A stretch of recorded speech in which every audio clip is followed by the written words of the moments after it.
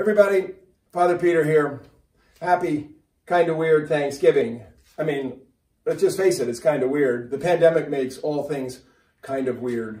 I just want to say a word or two about Thanksgiving during the pandemic. I mean, this is the Thanksgiving of the small turkey, right? You know, it's actually harder to get a 13-pound turkey than it is to get a 23-pound turkey because those large gatherings that we know and love aren't happening this year. We're all kind of staying home and we're staying small. But I want to suggest a few things about how to make this Thanksgiving really large. So we have learned, of course, that the traditional rites that we love cannot all happen. And we've learned that we are connected as human beings, and that can't quite happen in this time of social distancing. But it doesn't mean we cannot be connected in so many other ways.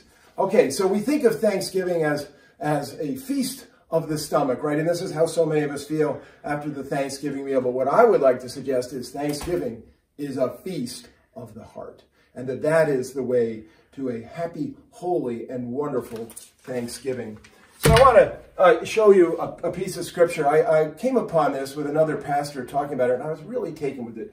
Take a look at this. St. Paul telling us, do not worry about anything, right? Of course, we are full of worry. We're full of anxiety. All of the research shows that. And what do? But we bring our worries and our prayers, everything in prayer and supplication before our God. But not just like, oh, Lord, I'm so worried. We bring it with thanksgiving, right? This is the key to this whole prayer, is our worry in a prayer of thanksgiving. And what does it lead to? But peace, the peace of God that passes all understanding.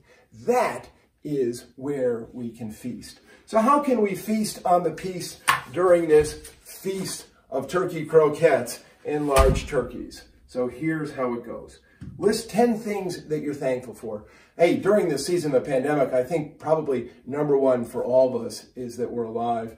And the pandemic has taught us many things, and maybe way down your list is even this, right? The pandemic has even taught us to be thankful for toilet paper, right?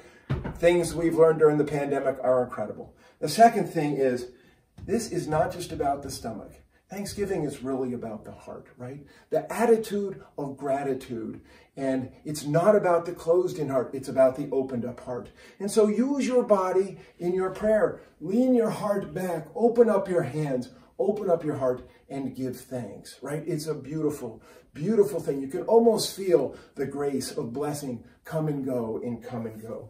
And finally, if you're having Thanksgiving alone and you're worried about getting stuck in your head and having a kind of tough day, what I suggest is you get yourself a Book of Common Prayer, you go online and you find any prayer. But the thing that you do is you read the prayer out loud. There's a great group of thanksgivings on page 836 in the Book of Common Prayer, a litany of thanks, prayers of thanks. Go find prayers of thanks and say them out loud. Give voice to them so you can hear the thanksgiving. You can say it and you can hear it. So God bless you all on this happy, kind of weird Thanksgiving. I wish you a feast not only of turkey, but a feast of the heart. And happy, holy blessings on this God-given day. Peace be with you. Take care.